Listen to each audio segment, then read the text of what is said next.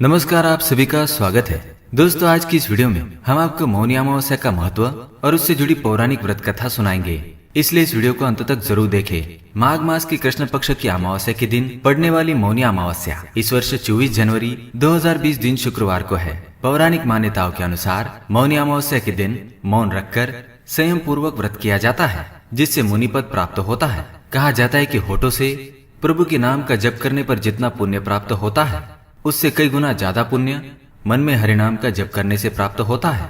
मौनी अमावस्या पर मौन व्रत किया जाता है। ज्योतिष शास्त्र के अनुसार सूर्य को आत्मा और चंद्रमा को मन का कारक माना जाता है। माना जाता है कि मन चंद्रमा की तरह चंचल होता है और अक्सर साधना आराधना के दौरान भटक जाता है। ऐसे में किसी साधना को निर्विघ्न रूप से पूरा करने के लिए मन को नियंत्रित करना आवश्यक होता है। व्यक्ति अपने मन की सभी इच्छाओं को अक्सर वाणी द्वारा प्रकट करते हैं। ऐसे में मन पर नियंत्रण पाने के लिए माघ मास की अमावस्या के दिन मौन रखकर स्नान करने का विधान है। धार्मिक मान्यताओं के अनुसार इस दिन मन और वाणी पर नियंत्रण रखते हुए स्नान करने से व्यक्ति की सभी इच्छाएं पूरी होती है और उसे मोक्ष की प्राप्ति होती है। इस दिन भगवान विष्णु और पीपल के वृक्ष की पूजा की जाती है। इसके पीछे का कारण हमें मिलता है मौनी अमावस्या की कथा में। तो आइए जानते हैं मौनी अमावस्या की कथा। लेकिन इससे पहले दोस्तों, अगर आपने हमारे चैनल को सब्सक्राइब नहीं किया है तो इसे सब्सक्राइब जरूर करें, ताकि आप और भी जानकारी वाली वीडियो देख सके। प्राचीन समय की बात है। कांचीपुरी नगरी में देवस्वामी नाम के एक ब्राह्मण अपनी पत्नी धनवती और 7 पुत्र एवं एक पुत्र के साथ निवास करते थे। उनकी पुत्री का नाम था गुणवती। ब्राह्मण ने अपने 7 पुत्रों का विवाह संपन्न किया। अब केवल उसकी पुत्री का ही विवाह शेष था, इसलिए उसने अपने बड़े बेटे को पुत्री के लिए उचित वर तलाशने के लिए भेजा। इसी दौरान एक पंडित ने उनके पुत्री की जन्म कुंडली देखी और जन्म कुंडली में दोष होने के बारे में बताया। ये सुनकर सभी चौंक गए। पंडित ने बताया कि पुत्री के विवाह के पश्चात वह विधवा हो जाएगी। ये सुनकर परिवार के सभी सदस्य दुखी हुए। देवस्वामी ने पंडित जी से इसका निवारण पूछा तो पंडित ने बताया कि सोमा के पूजन से इसे कुंडली के सभी दोषों से मुक्ति मिल सकती है।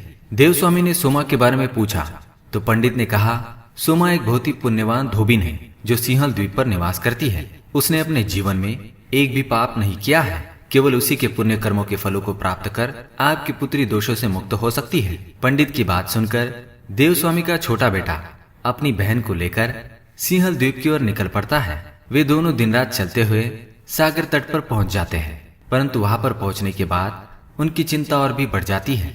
वे देखते हैं कि द्वीप पर जाने के लिए कोई नौका नहीं है, इसलिए दुखी होकर वे पेड़ के नीचे बैठ जाते हैं। उसी पेड़ के ऊपर एक गिद्ध का घोंसला होता है, जिसमें गिद्ध का परिवार रहता था। दोनों भाई बहन पेड़ के नीचे बैठकर बातें करने लगते हैं, तो घोंसले में बैठे शिशु गिद्ध उनकी बातें ध्यान से सुनते हैं और वे भी दुखी हो जाते हैं। जब शाम को घोंसले में उन बच्चों की माँ आती है तो देखती है कि बच्चों ने भोजन नहीं किया है। गिद्ध के बच्चे माँ से कहते हैं, माँ, नीचे बैठे भाई बहन बहुत ही दुखी हैं, उनकी समस्या का निवारण करो, तभी हम भोजन करेंगे। बच्चों की बातें सुनकर गिद्ध माँ देवस्वामी के पुत्र पुत्री की मदद करने का वचन देती है।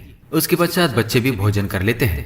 फिर दूसरे दिन गिद्ध माता दोनों भाई बहनों को सिंहल द्वीप पर पहुंचा देती है। वहां पर पहुंचने के पश्चात दोनों भाई बहन सोमा को प्रसन्न करने के लिए एक योजना बनाते हैं और रोज उनके जागने से पूर्व ही घर को साफ कर लीप देते हैं। सुबह जब सोमा अपना घर देखती है तो अपनी सभी बहू से पूछती है, सुबह उठकर घर को कौन साफ करता है? तो बहुएं झूठी प्रशंसा पाने के लिए कहती है, हमारे अलावा कौन करता है, हम ही रोज उठकर साफ करते हैं। लेकिन सोमा को इस बात पर विश्वास नहीं होता और फिर एक दिन सोमा सुबह जल्दी उठकर देखती है कि देवस्वामी की बेटी ये सब काम कर रही है। ये देखकर सोमा बहुत ही प्रसन्न होती है और देवस्वामी की बेटी से इसका कारण पूछती है। देवस्वामी की बेटी सारा किस्सा सोमा को सुनाती है और अधिक आग्रह करने पर सोमा उनके साथ चलने के लिए राजी हो जाती है। घर से चलते समय सोमा ने अपने बहू से कहा कि मेरी अनुपस्थिति में किसी का देहांत हो जाए तो उसका शरीर नष्ट मत करना और मेरा इंतजार करना। यह समझाने के बाद सोमा देवस्वामी के बेटे और बेटी के साथ कांचीपुरी पहुंच जाती है। फिर दूसरे दिन गुणवती के विवाह का कार्यक्रम तय हो जाता है। सप्तपदी होते ही गुणवती के पति की मृत्यु हो जाती है। फिर सोमा तुरंत अपने संचित पुण्यों का फल गुणवती को प्रदान करती है। इसके बाद गुणवती ने भगवान विष्णु की पूजा कर पीपल के पेड़ की 108 परिक्रमाएं की, जिसके बाद गुणवती का पति फिर से जीवित हो उठता है।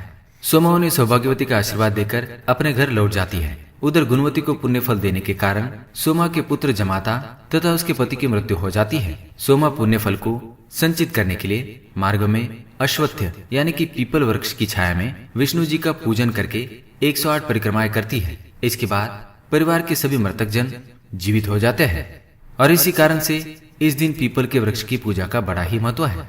तो दोस्तों, ये थी मौनी अमावस्या से जुड़ी कथा। अगर ये कथा आपको पसंद आई तो हमें कमेंट में जरूर बताएं। इस वीडियो को देखने के लिए आप सभी का धन्यवाद करता हूँ। हमारे चैनल को सब्सक्राइब करें ताकि आप और भी जानकारी वाले वीडियो देख सके। धन्यवाद।